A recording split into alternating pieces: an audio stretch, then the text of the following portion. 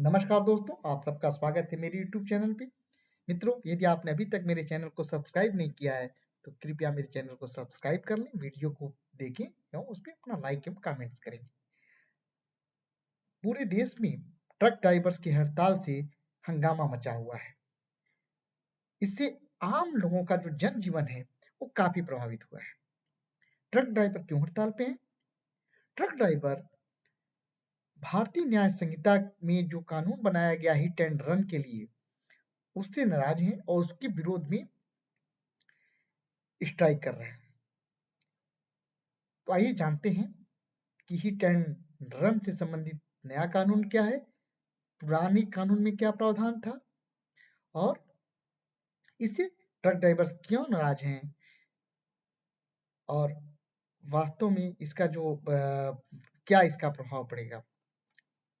तो जैसा कि आप जानते हैं, औपनिवेशिक काल के 3 कानूनों को भारतीय दंड संहिता, दंड प्रक्रिया संहिता एवं भारतीय साक्ष्य अधिनियम को सरकार ने प्रतिस्थापित करने के लिए 3 नए आपराधिक कानून लाए हैं। भारतीय दंड संहिता की जगह पे भारतीय न्याय संहिता, दंड प्रक्रिया संहिता की जगह पे भारतीय नागरिक सुरक्षा संहिता एवं भारतीय साक्ष्य अधिनियम के आधार की जगह पे भारतीय साक्ष्य अधिनियम जो नवीनतम है उसको अधिनियमित किया गया है।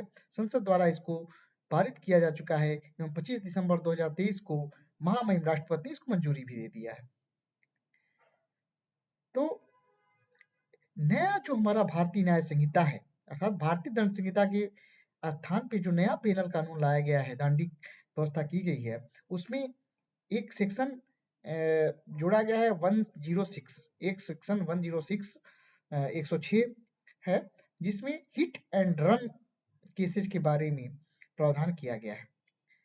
पुरानी जो भारतीय दंड संहिता की थी, उसमें धारा 304 ए में यह प्रावधान किया गया था कि यदि किसी उतावलेपन या उपेक्षापूर्ण कृत्य के द्वारा किसी व्यक्ति की मृत्यु हो जाती है और उसका जो कृत्य है वो कल्पेबल होमिसाइड्स की श्रेणी में नहीं आता है, आपराधिक मानवबद्ध की श्रेणी में नहीं आता है, तो वो व्यक्ति 2 वर्ष की अवधि के कारावास से या जुर्माने से दंडित किया जाएगा।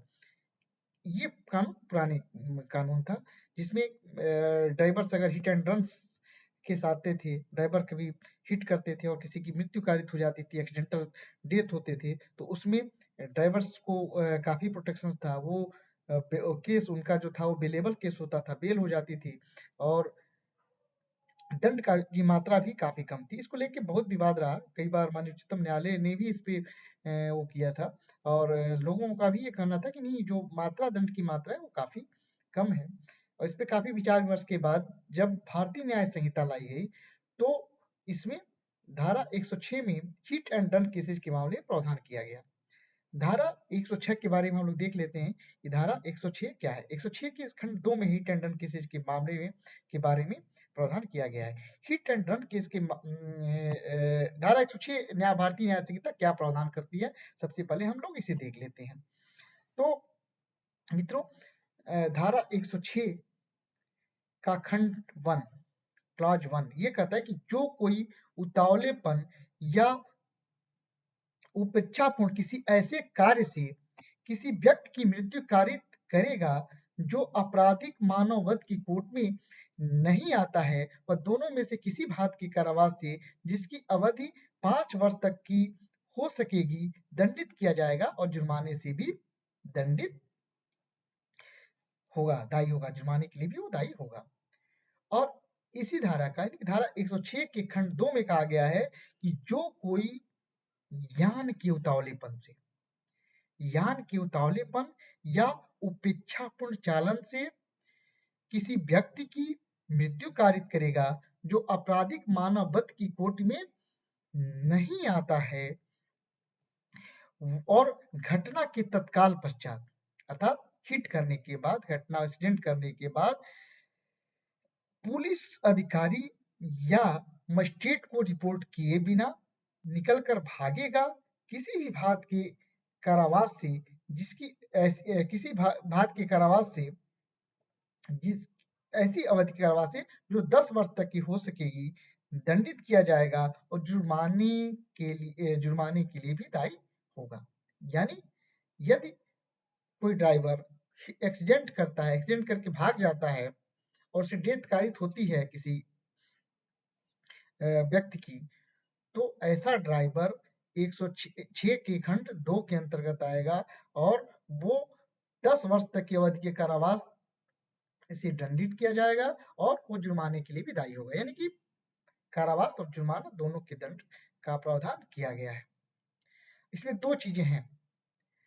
ड्राइवर यदि हिट करने के बाद ड्राइवर हिट करता है, एक्सीडेंट कारित करता है और एक्सीडेंट कारित करने के बाद यदि वो जो विक्टिम्स है उसको हॉस्पिटल ले जाता है, उसके इलाज का प्रबंध करता है और फिर उसकी डेथ हो जाती है, वो पुलिस अधिकारी को रिपोर्ट करता है, मजिस्ट्रेट को रिपोर्ट कर देता है कि ये चीजें हैं, वो एक्सीडेंटल ऐसा केस हुआ है, तो उसका जो मामला आएगा वो 106 के खंड फर्स्ट में आ जाएगा और वो केवल 5 वर्ष तक की अवधि के कारावास से दंडनीय होगा।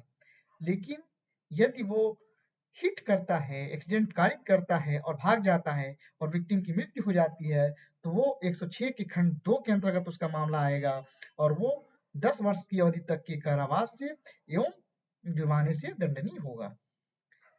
अब इसी जो 106 के खंड 2 में है प्रावधान किया गया है, इसी का जो है ड्राइवर्स विरोध कर रहे हैं, ट्रक ड्राइवर्स विरोध कर रहे हैं।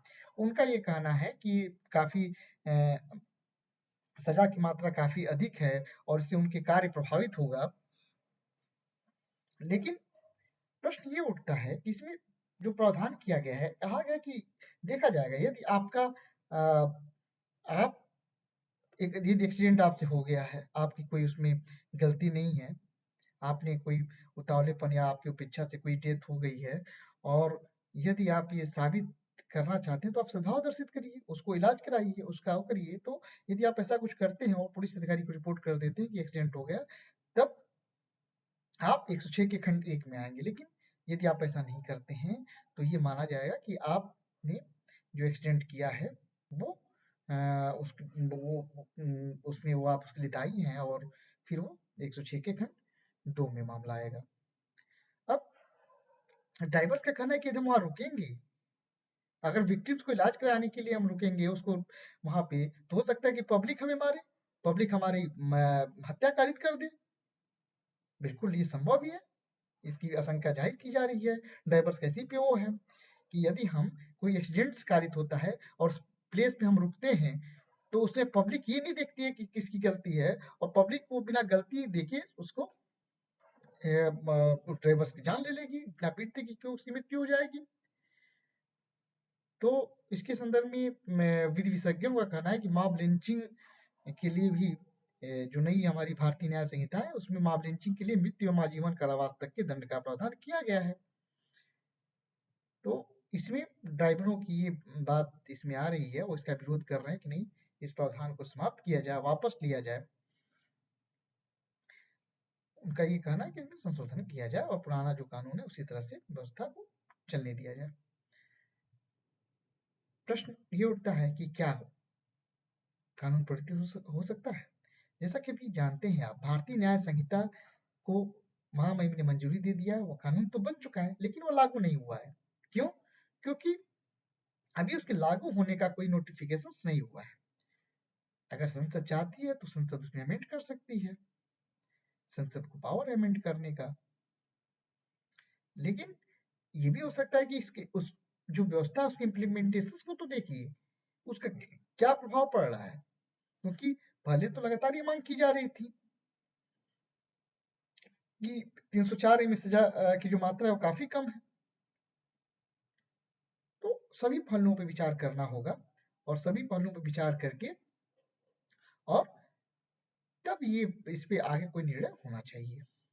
इसमें सभी पक्षों को, ड्राइवरों की बात को भी सुना जाना चाहिए और सब वो करते हुए तभी इसमें वो करना चाहिए। मुझे लगता है कि इसका इम्प्लीमेंटेशन होना चाहिए कुछ दिनों तक, इससे पता चलेगा कि वास्तव में इसकी क्या खामियां हैं, क्या चीजें हैं। तो जो विधि विशेषज्ञ हैं उनका ये विचार है कि उसमें कुछ दिन तक इस इम्प्लीमेंटेशन को देख लेना चाहिए और तभी। और अभी तो लागू भी नहीं है, अभी तो नोटिफाइड नहीं हुआ लागू करने के लिए, तो अभी जरूरी नहीं है कि इसको किया जाए। मुझे उम्मीद है दोस्तों कि आप हिट एंड रन का जो केस है, हिट एंड रन का जो मामला है, जो उससे संबंधित विधि व्यवस्था है, उसको आप समझ गए होंगे। आप अपने कमेंट ज़रूर करिएगा और कमेंट में बताइएगा कि आपको यह जानकारी कैसी लगी। धन्यवाद दोस्तों, नमस्कार।